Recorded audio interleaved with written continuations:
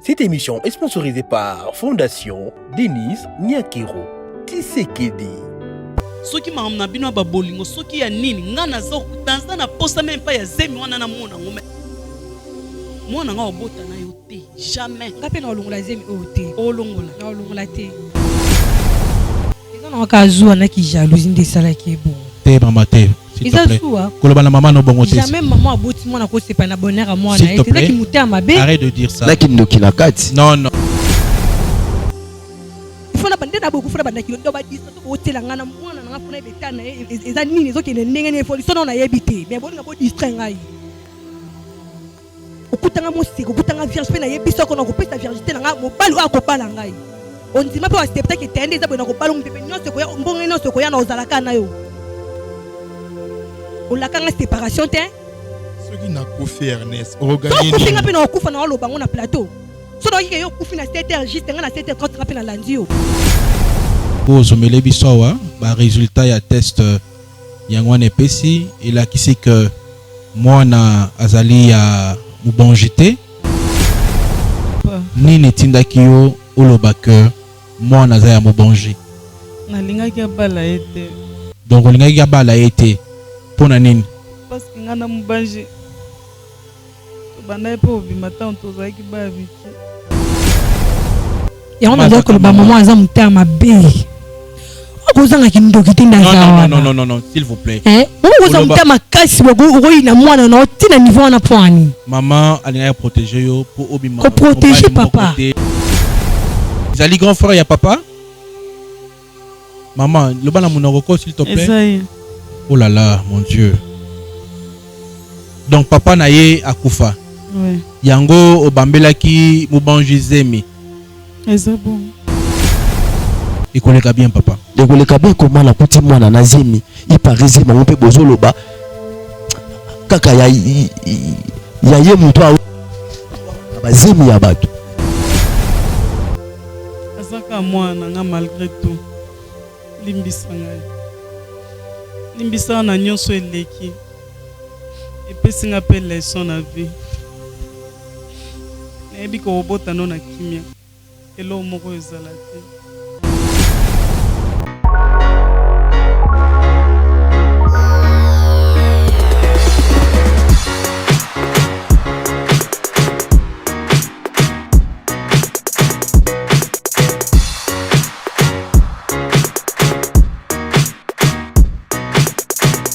Bonjour mesdames, messieurs, bienvenue sur votre chaîne chez Bisso Télévision, la chaîne qui vous ressemble. Un grand merci pour votre confiance. Merci pour la fidélité. Na nenge bopona chaîne Oyo chez Bisso Télévision, Nde Tolobaka, la chaîne qui vous ressemble. Ezoko kanana batu Oyo bako tambola selon parole de Dieu, ba Oyo ba tambola na sembo. Merci mingi na ba Oyo ba benga biso pona ba remarque ba idée concernant évolution ya émission Bravo Jésus-Christ. Merci na ba Oyo nyonso pe ba linga biso te. Merci na bino biso to linga bino malgré mutema be na bino. Nous on vous aime. Malgré kindoki, malgré mutema be côté de poison, ko lingate muta progresser. Biso to linga bino malgré nyonso ya bino, on vous aime tellement. Mais li ke zali ke bon la mitema borundi mela Seigneur Jésus-Christ. Un grand merci na sponsor na biso officiel. Yi apesi biso nyonso to zali nango, apesi succès, apesi élévation, apesi santé, apesi famille, apesi na lobaka nyonso to zali nango. Et puis afuta ki biso kitoko fin du mois to zali ki basaka loso basaka semoule. Tout le qui toko bana pe ba otanga nyonso tout ba en vacances. En tout cas sponsor na biso longonia na yo kasi comme sponsor na biso comme na Jésus-Christ de Nazareth. Yende sponsor to pona pe andima biso na bopete. Oui, ce que ngolngo akoma pe sponsor na yo, yé azana ba condition te ote la muka na 1h48 ke na weselia ko poignet te. Biso sponsor na biso azala bongo te. Ote kende na place pesa sima bon te yete. Sponsor na biso simple et puis andi maramotonio peu importe le lengo zaeli.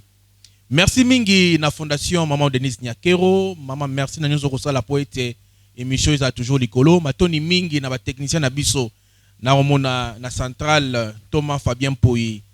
A la prise de vue entre-temps na association Ligimo Solo Elias ba la réalisation ba la mike me ba la marwa mikolo ya batata ba 50 ans. Nzamba pambola bino na nyoso bo sala po ete émission yo grâce na bino bat bandimi yango po balabaka sans technique Tosé le côté.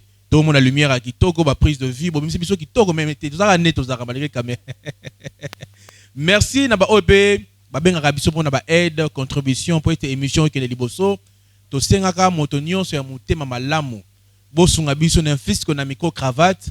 To kozela jusque là tu na $100 micro cravate, ezali $400 pour être tozo yango. Numéro na biso MPC ezali wana, Airtel Money pe ezali wana. Ba faciliter makamba à travers na niveau ya poto ko sala MPC Airtel Money.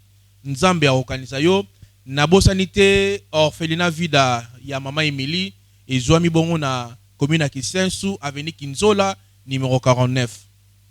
Numéro ya mama Emily ezali wana obengi po ete eloko na yo ngo pesa bana bitike ekomela ye numéro ezali spot pay koleka. Na yango je m'en vais dire bonjour na invité na ngai ya mokolo lelo bomonaki histoire ya papa Mubanji lolenge lekaki kasi lelo ezali bongo 3e partie.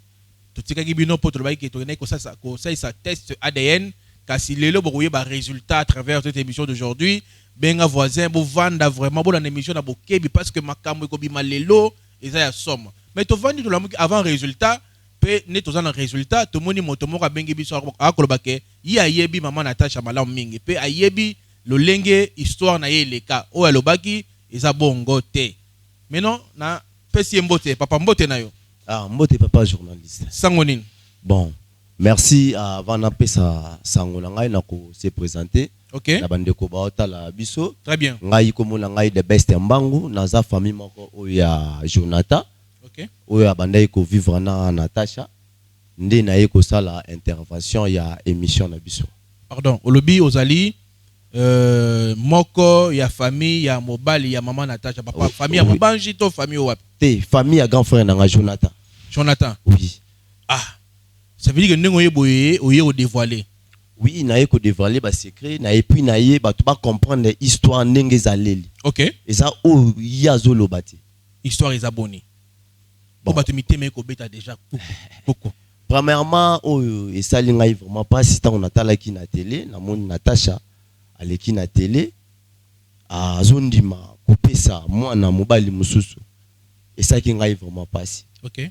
Tandis que na ebi histoire Natasha très bien. Natasha za fille oyo abane ko vivre na grand frère na ngai na kombo ya Jonathan. Nditango bambande ko vivre nga na yeba ki vraiment bolingo na bango makasi. OK. Ezali ki bolingo mo babanda ngo bomwana. Et ça bolingo peut-être biso ko tozali ki bana mike mais Natasha na âge bo aza petit sœur na nga aza mo muke. Mais tel ki azali ki moi si ya grand frère moi sa grand frère aza babé en keka yaya. Ndi bolingo na bango wana nde bana kokola papa mais Natasha pe tel ki azali ki moi si banzela na to yeba kite. Ndi bana ko vivre na grand frère papa et ko se retrouver et ko makambo azimi. C'est Rwanda yo yebi kaka biso ba jeune garçon so lingi donc au senté ba para ba yo ki makambo wana donc yo moko mo na ke poso miboma. OK. Mal à l'aise ya nyama.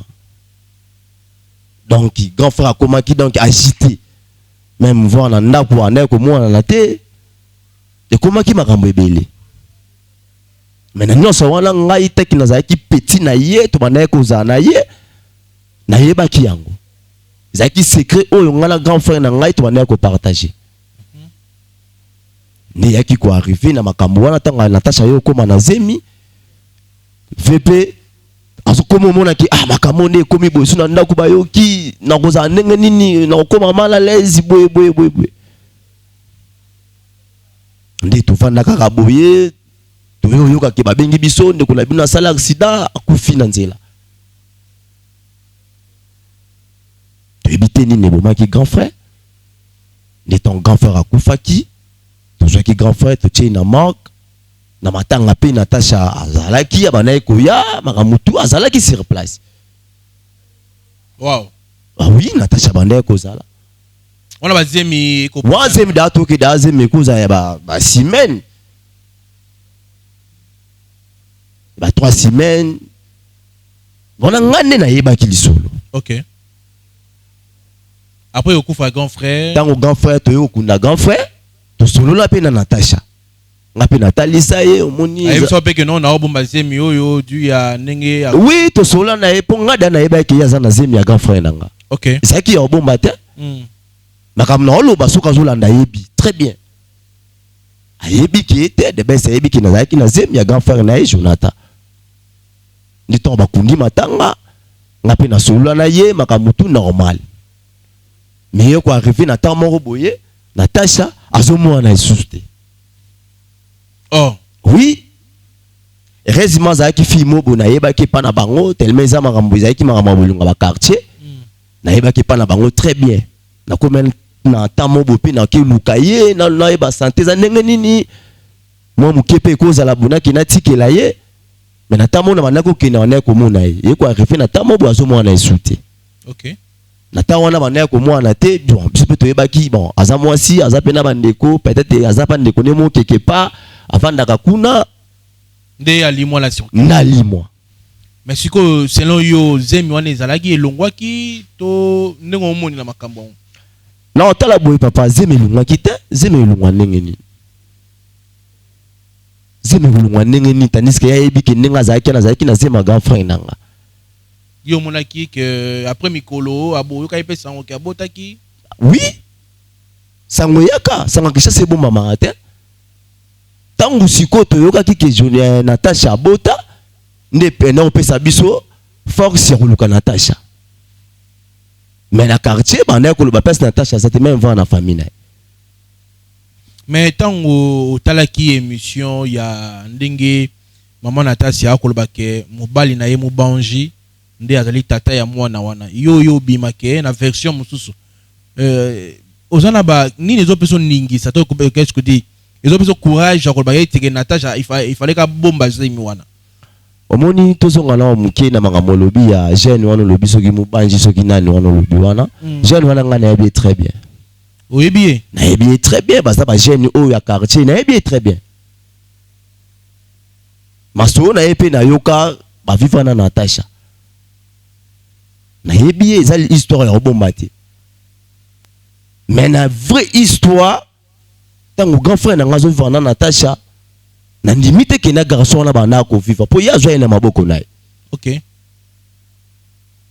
azoya na maboko na ye yo ko arriver ti e ko même rambaser mi bon on azo bete za histoire vraie yango monto na vandi Natasha leki na TV azo mabuzoba on za mwana biso et puis so tali mwana wana nalonga na lunette batalanga bien et puis so tali mwana wana bona otalanga boye ba pena ke papa bakolo bana bango yo wana eloni ela sake bukona yo selo yo no mona moi si wana papa makila batu za makila batu oh oui so tali mwana wana makiki même wana munoko aza mwana biso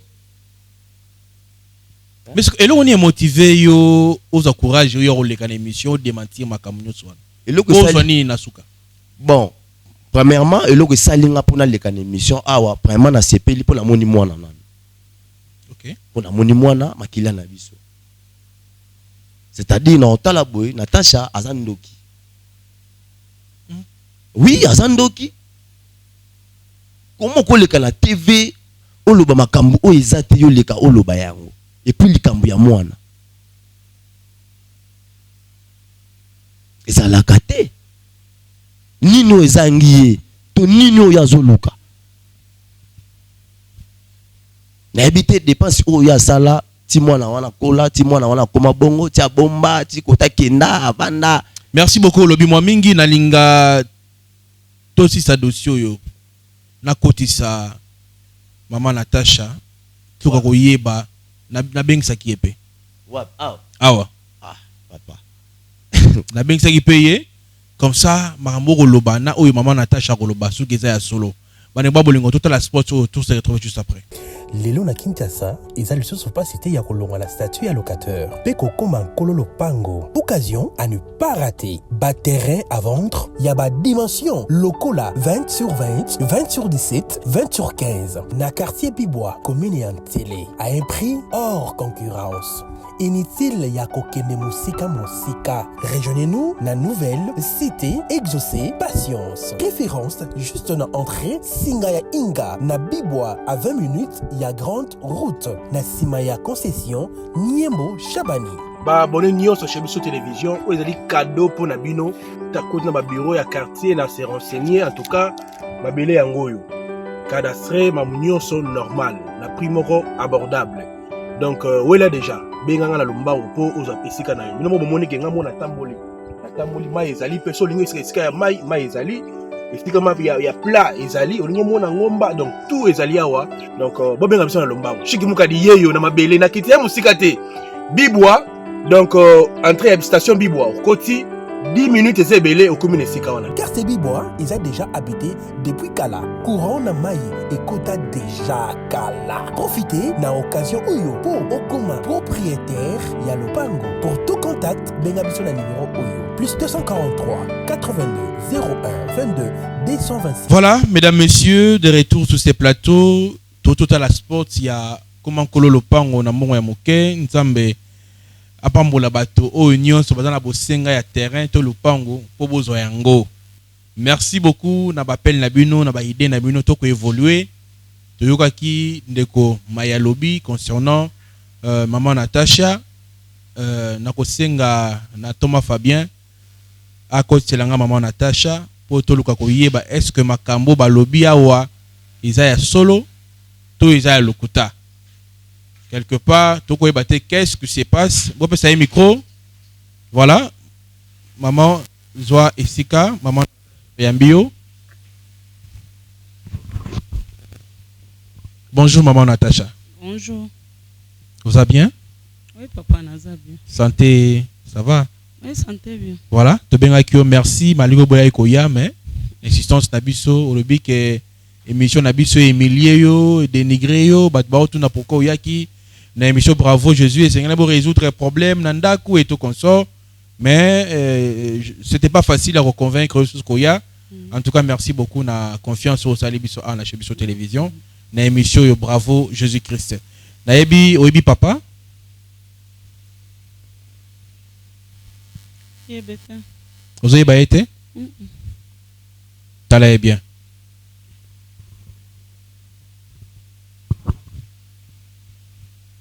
Oui, ben vraiment. Vous avez été. Ah, tala mai longi bien, zo temps ya kotala ndeko na biso. Papa tomole longi. Tala e? Ah. Peut-être peu mikoleleki. Cha micro? Mikoleleki naza mutu na oyeba vraiment te. Vous avez batté. OK. Papa ko rappeler maman so ah oui, ça ko maman rappeler mutu te. Ayebi nga très bien.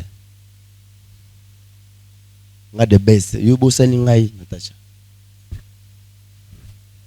Non tala ngai bien. Ozo loba bien ozo kosa. Tala ngai bien. Ebité. Elonga ngo ekomi lelo elonga sika. Boso na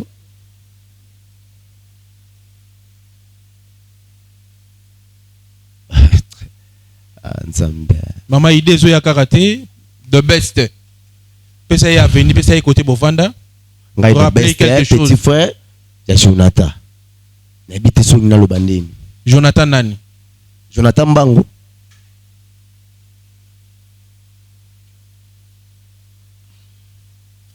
Maman ça va?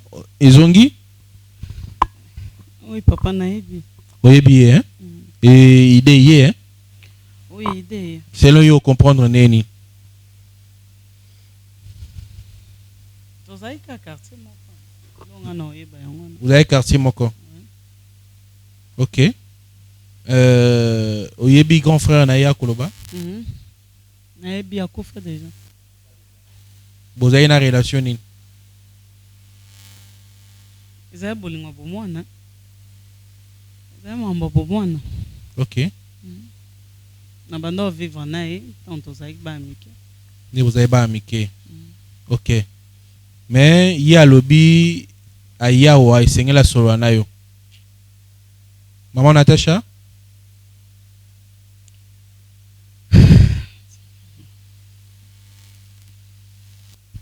Est-ce que vous koloba na maman Natacha miyo na émission na biso lelo? Merci. Ngai vraiment oye meminga na émission. Et ça qui na yé pour na mwana na biso. Ah tika kaka mwana nini? Mwana nini? Oh. Wese kindoki mwana nini? Ozebi sanga wesa kindoki. Mwana nini? Yo zebi sanga wesa kindoki. Question mwana nini? Tala. mwana nini oyo ozosenga mwana nini toza mpe to la TV obi ke to la TV oui c'est kindoki te mwana nini oyo déclarer na oloba buzoba nini oloba obayenga makasi moto na oloba buzoba nde yo obayenga koloba aza mama moboti aza na mwana oli moboti azowanga na mwana nini awo buzoba mama moboti azokaba mwana o wapi oya biso aza mama moboti te ya boye pe mama boye na TV bat baotala éducation ni opesa na ba pardon tokende malembe koke na mbango so na yeba ki makamo ezabona lingana ya tututsa ngana ye pour risquer to ko makama be ko za na plateau na lingi tokende ngo bongo te s'il vous plaît tokuluka ka ide moni ko zo maman na tâche c'était pas facile obenga ki biso tozwa ki une affaire ya une semaine quelques jours ebele pour te convaincre maman Natacha ya mais allo ba makamba bien non pardon allo makamba bien asinga ki biso to soki likambo tokende ngo malembe en tout cas to prometaki ki que makambo yo leka dans les bons alinga kukuya te mais ils avaient facilité maman Natacha papa est-ce que ozalaki na zemi ya grand frère na ye Jonathan avant kufa et puis zemi yango olongola to ekenda wapi to obota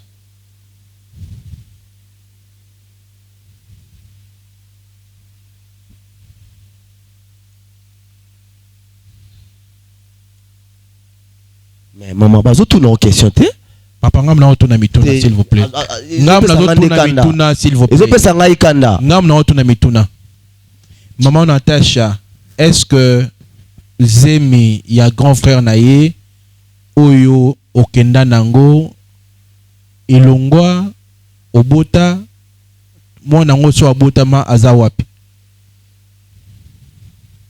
na longola na zemi longola zemi ok ezalaki ntango olongolaki zemi ezalaki mpona nini eloko nini emotivaki yo olongola zemi nazali deja na mutu mosusu ozali na mutu mosusu ok yango mutu etindaki yo olongola zemi ok après kolongola zemi wana oya kozwa su zemi après combien de mois to après combien des années après 3 semaines après sur 3 semaines oyo ozwa su zemi mosusu donc olongoli zemi po ya kozwa no mosusu na 3 semaines ok banengo ba bolingo bolimisa makambo eko moko ma sérieux donc chef oyoki que zemi ya gonfort na yo ezala susu te alokuta mpona nini alokuta ala vérité te wana soni nde ezolobisa pa moninga ala vérité ta moke te makambo oyo azoloba et puis fa longo alineti fo totala tosola momo te depuis ayaki azobomba kaka elongi akosupporte elongi na ngai te alokuta makasi makambo azoloba après avoir kolongola zemi 3 semaines ayo kozwa zemi est-ce que makambo ni azoloba na TV makambo ni azoloba wana ngaku na yeli makambo wana ti na yeli makambo yende azala la vérité aloba to la TV va retirer parole. Merci beaucoup Total la spot et puis on se retrouve juste après pour la suite de cette émission. Bravo Jésus-Christ. Oza congolais olinga kampana orphelinat fida ezobenga yo tosunga bana balia balala bien bamela bien nzambe akopambola yo akozongisela yo ebele mpona nini oye kosoutenir baorphelin orphelinat vida eza bongo structure oyo eza kokamba bana bitike ndenge bana biso bavivaka na ndako ndenge mpe bana ya vida il faut bavivre parce que jusque là bato mawa basilati $1 na biso en tout cas ekoliesa bana bitike lokola nzambe asenga biso ke tobokola bana oyo lolenge tobokola ya biso ya ndako naza koliki ete bana biso ya ndako bazolia bazosepela mais baorphelin oyo nzambe apesa biso elanga oyo nzambe apia biso baza na souffrance.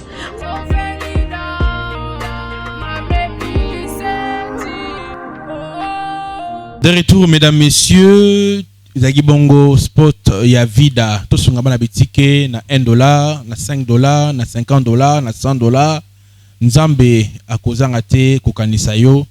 Merci na mukolo nango mère Emily depuis Canada nzamba mona yo na likanisi kitoko zwa ya kosela bana orphelinat nzamba mona yo.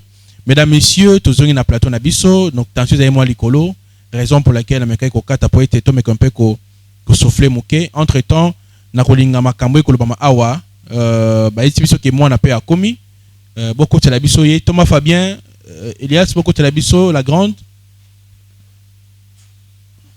Voilà. Zoé-Sika. Bonjour la grande. Bonjour papa. Vous allez bien? Ça va bien. Merci beaucoup Nandenge Uyei. Maman Nabiso Natacha. Papa. Avant na yepa na yo, la grande, vous allez bien? Ça va bien papa. Boni Nandako. Moi mki kanzamba osunga. Boni siko zemi et progresser? Oui, ça va bien. Ça va? Est-ce que vous croyez que vous avez un test bo kenda iko sala balobini? Papa, vérifiez la téléphone à outi. Nenga zana wa ibiso vérité. Ibiso vérité. Oh les kana kuna ya yebi yo po yebi yango batindela ko na téléphone au vérifier. Maman Nabiso, s'il vous plaît. Baneko bolingo suki botali suki Elias oko zomele biso ba résultat ya test yangwane pesi il a kisi que moi na azali ya mubonji te yango monaki ndeko na biso mubonji akoki émotion wana te nako scanner bino yango donc les je bako lakisa bino de près akokaki choc te yango akendaki na lombango de voir que makama onenge kendelaki. La grande maman Natacha, s'il vous plaît. Bien sûr que tu es un million à la télévision, mais tu es quand même tu es la vérité sur makama ou les kaki. Donc est-ce que médecin a ça avec erreur n'a pas résultat ou abimi c'est les biso?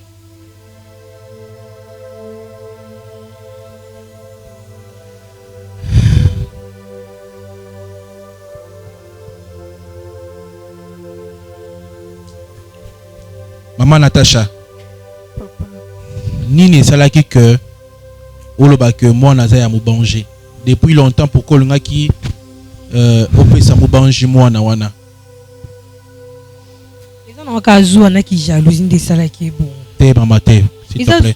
Koloba na maman no bongo te. Jamais maman aboti moi na ko sepa na bonheur à moi na ete ki muté mabe. Arrête de dire ça. Na ki ndoki na kati. Non papa. Botika e azali maman responsable trouver ko humilier na télévision te. La grande papa nini tindaki yo oloba que moi naza ya mobonji nalingaki abala ete donc olingaki abala ete pona nini parce que ngana mobanji tobandaki mpo obima ntango tozalaki baya mike bandaki kobima ntango bozali bana mike yango ntango naye komona mwana alakisingaki ye nde moto abala ye yango naboyaki olala nalobaki aza papa na ye po babalana te. Donc tu es toujours amoureuse ya Mubanji?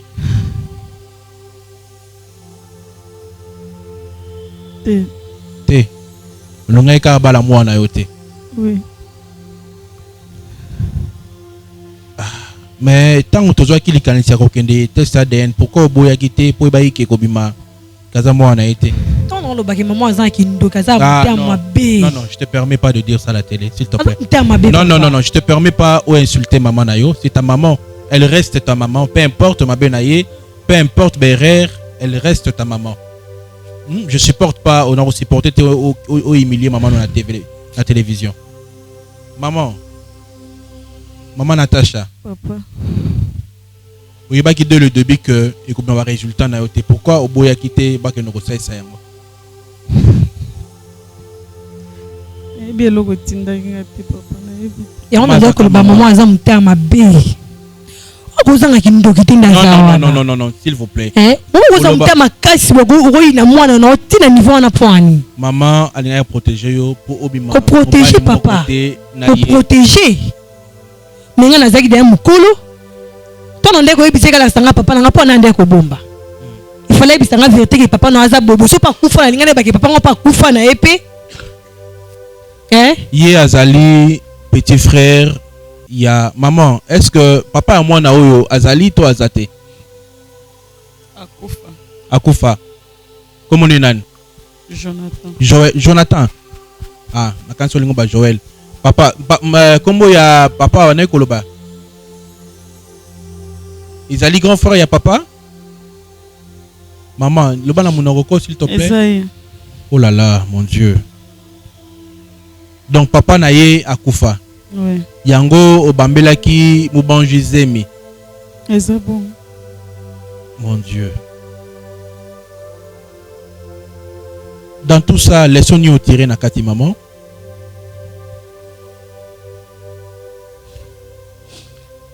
Son attiré na kati zaka na vie ata oboti mwana luko lakiseka papa na ye.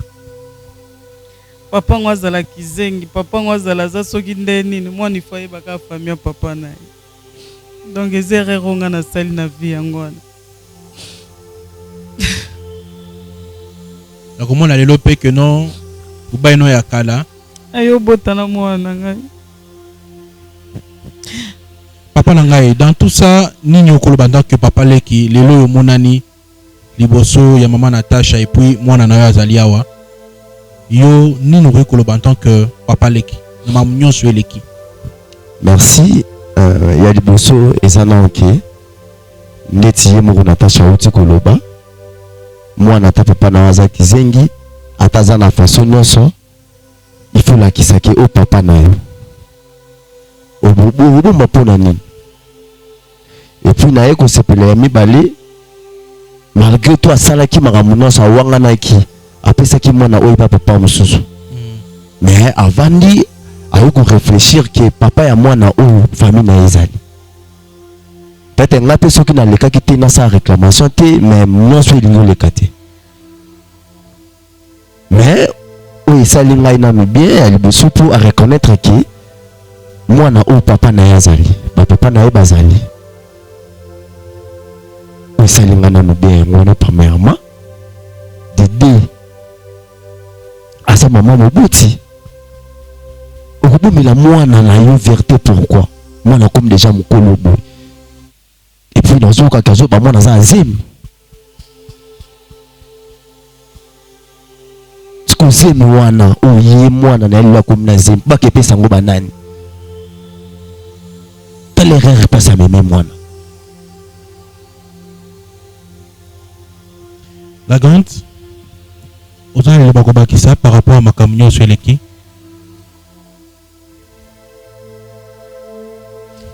Merci Kande na yebi ki papa na ngaza so amfita kufa. Soka yebi se ninga banda kala me to ninga to kuma na place to comité. Pesi kanzambe merci.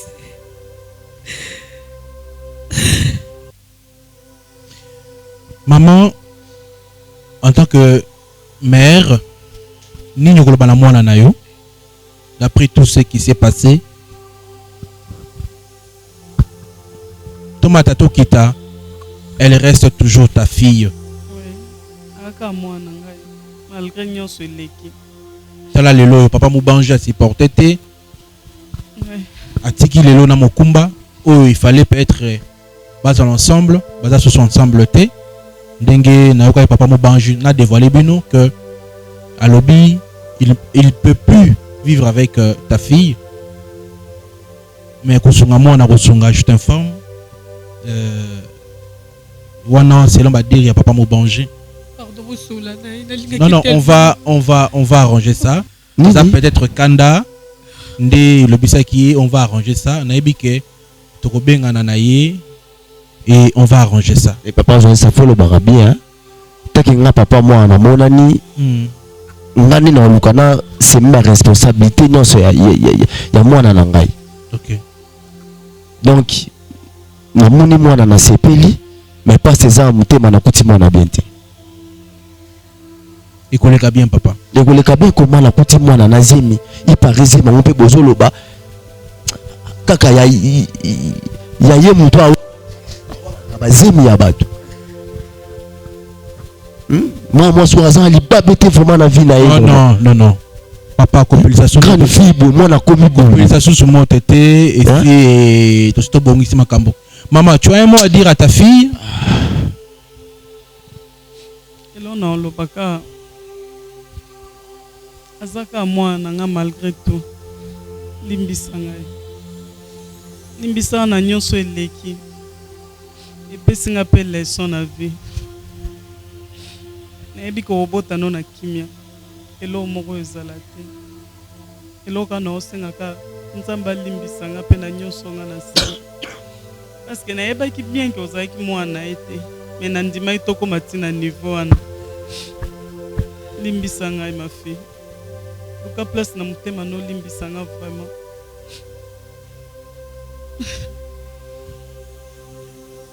Yaya, est-ce que au cours que sika olimbisa maman na yo? Ni na auteur koloba que elle reste toujours ta mère ou zaka na busenga na lelo o ke obota.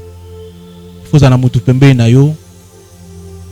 Encadré yo, jo kobota mutu yo osukela bébé bilamba. O za busenga ya maman na yo. Luka esika olimbisa ye.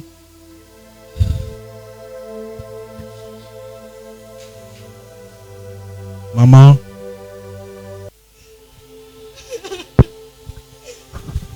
Wow.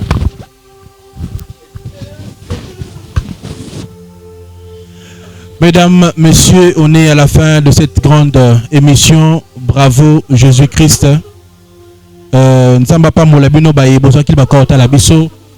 se retrouve la semaine prochaine pour un tout nouveau numéro. Bye bye.